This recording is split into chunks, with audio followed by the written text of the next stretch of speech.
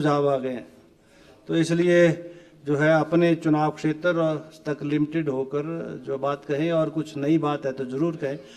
Doctor जनक राज जी, मान्य सदस्य। धन्यवाद अध्यक्ष महोदय, आपने मुझे नियम 67 में जो कार्य स्थगन प्रस्ताव लाया है इसमें भाग लेने का मौका दिया। अपनी बात शुरू करने से पहले मैं माननीय सदस्य संजय रतन जी ने जो कहा, पहले अपनी बोल लो, लास्ट में बोलना हो। वो बिल्कुल साथ साथ आ जाएगा, अच्छा लगेगा सुनने में। ये बोल रहे हैं कि दिल्ली चलते हैं 2 बसों में, वहां भी ये भेदभाव कर रहे हैं। बोला एक बस में कांग्रेस के ले जाओ, एक बस में भाजपा के ले जाओ। हम तो बोल रहे हैं इकट्ठे बिठा के ले जाओ, एक सीट पे कांग्रेस का बिठाओ, एक सीट पे भाजपा। 60 सीटर है नहीं ना बस, 60 सीटर बस नहीं 3 बसें कर लो। अलग अलग बसों में क्यों, अलग अलग बसों में क्यों? 40 सीटर है ना, तब इन्होंने ठीक बोला। अब अध्यक्ष जी 3 दिनों से मुझे लगता है माइक ये लगाना पड़ना मुझे, ये कुछ बीच में बोलेंगे फिर। बोलिए बोलिए बोलिए, आप जरूरत नहीं पड़ेगी, बोलिए बोलिए जी। कोई नहीं, तो ये विषय जो पिछले 3 दिनों से चर्चा में है, चौथा दिन है, और बार बार ये कहा गया कि भाई नियम 67 में ही क्यों लाया गया इसको। तो मैं बताता हूं, नियम 67 में लगाने के पीछे माननीय जयराम जी का और भारतीय जनता पार्टी का जो उद्देश्य था, वो उद्देश्य था इस आपदा प्रबंधन के दौर में सरकार की लापरवाही को उजागर करना, सरकार की अधूरी तैयारियों को उजागर करना, और इस आपदा के प्रबंधन में हुए कुप्रबंधन को उजागर करना, ताकि लोकतंत्र के इस मंदिर में निहित शक्तियों के माध्यम से हम प्रभावितों को न्याय दिला सकें, उन्हें राहत दिला सकें।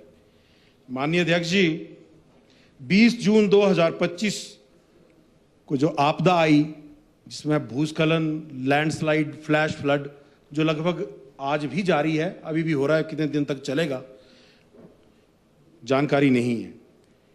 ये नुकसान केवल प्राकृतिक कारणों से हो रहा है ऐसा कहना पूर्णतः सत्य नहीं है। इसमें मेरा मानना है कि सरकार नहीं, सरकारों की गलत नीतियों का परिणाम है। सरकारों की द्वारा गैर जिम्मेदारी पूर्ण जो रवैया अपनाया गया, पूर्व में भ्रष्टाचार जो हुआ निर्माण कार्यों में, और नियमों का जो उल्लंघन हुआ, वो भी एक मुख्य कारण है जो आज हिमाचल प्रदेश इस कगार पर खड़ा है। 2023-24 के अनुभवों से हमने कुछ नहीं सीखा। मॉनसून कोई अचानक आने वाला अतिथि नहीं है कि रात में बेल बजी और आपके घर में आ गया। लगभग 4-5 महीने पहले से प्रेडिक्शन हो जाती है कि मॉनसून कितनी तारीख को आने वाला है। सरकार की तैयारी तो ऐसी थी जैसे सरकार बादलों से कह रही हो कि आ जाओ हम तैयार हैं, बस हमारे छाते में जो छेद है उसको बनवाने के लिए हमने केंद्र सरकार से आग्रह किया हुआ है। सरकार कहती है हमारी तैयारी पूरी है, मशीनरी पूरी तैनात कर दी गई है, पर मशीनरी में तेल डालने का प्रबंध करने के लिए हम केंद्र सरकार के पास जा रहे हैं। ये सरकार की तैयारियां हैं। मैं बताना चाहूंगा अध्यक्ष महोदय, आपदा प्रबंधन के नाम पर जो बैठकें होती हैं, वो क्या चाय बिस्किट पकौड़ा और फोटो खिंचवाने के लिए होती हैं? वो किस लिए बैठकें होती हैं? और इन बैठकों के बाद निर्णय क्या होता? चलो इस साल जो हुआ हुआ, अगले साल हम देख लेंगे। इस बात को कहकर आगे बैठकों को समाप्त कर दिया जाता है। अध्यक्ष महोदय, 2023 की जब आपदा की चर्चा चल रही थी, सरकार ने कहा कि राष्ट्रीय आपदा प्रतिक्रिया बलों और स्थानीय समुदाय के बीच में समन्वय बनाने की आवश्यकता, और हम इस पर कार्य करेंगे। मैं पूछना चाहूंगा आपके माध्यम से सरकार से, इस बिंदु पर सरकार ने क्या कार्रवाई की? मैं चाहूंगा कि माननीय राजस्व मंत्री जब जवाब दें तो इस पर तथ्यों के साथ हिमाचल की जनता को बताएं कि जो 2023 में कहा था उस पर 2025 तक इन्होंने क्या कार्रवाई की। आपने नुकसान को रोकने के लिए अथवा कम करने के लिए क्या कार्रवाई की?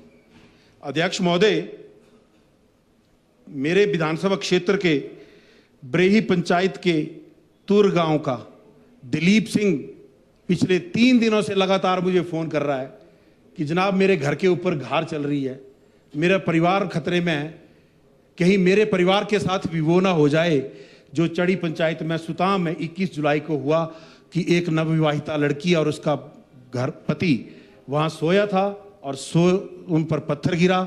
और आज उस सुता गांव के लोग बार बार जिला प्रशासन के पास, स्थानीय विधायक हूं मैं, मेरे पास प्रधान के पास जाके ये गुहार लगा रहे हैं कि हमारा पूरा गांव खतरे में है, हमें विस्थापित किया जाए। वो पंचायत घर में तो उस घर को शिफ्ट कर दिया, उनके पशुओं को खुले में छोड़ दिया। मैंने एसडीएम महोदय से भी आग्रह किया कि एसडीएम साहब इनके पशुओं को गौशाला में भिजवा दो, घास का प्रबंध करा दो। बहुत दुख है, 21 जुलाई और लगभग महीना हो गया, एसडीएम साहब के कानों पर जू नहीं रेंगी है। फिर बलोट पंचायत के उसलाड़ सेरी गांव में सेरी घार पिछले 2 सालों से लगातार चली हुई है।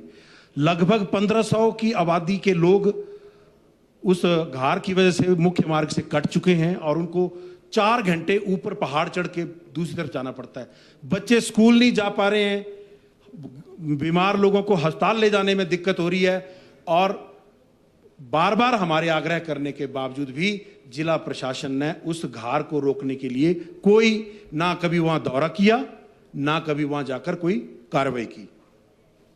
अध्यक्ष महोदय, 2023 में जब आपदा आई थी, मेरे चुनाव क्षेत्र में आपने भी दौरा किया था। आपने जो निर्देश दिए थे, मुझे थोड़ी सी खुशी है पर दुख ज्यादा है कि काम आपके निर्देशों पर हुआ है, पर वो काम की गति कछुए की चाल पे ये चल रहा है। अभी तक वो बग्गा के पास जो डंगे जो आपने बताए थे वो भी अभी तक पूरे नहीं हुए।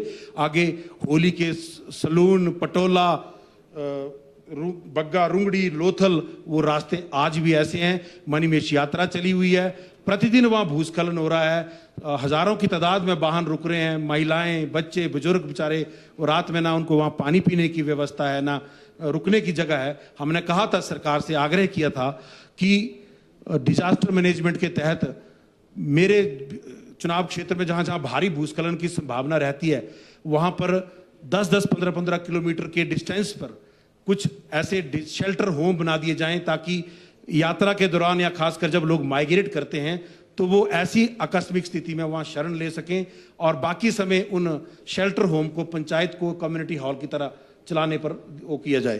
पर उस पर भी कोई कार्रवाई नहीं हुई। फिर ये कहते हैं कि सुझाव दो। सुझाव हमने बहुत दिए, विधानसभा के भीतर भी दिए, लिखित भी दिए, बजट सत्र में भी दिए, मानसून सत्र में भी दिए, शीतकालीन सत्र में भी दिए।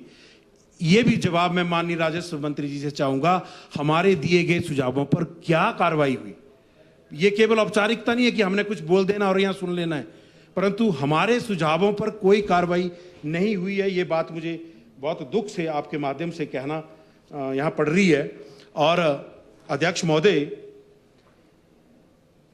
लोकतंत्र लोकलाज से चलता है।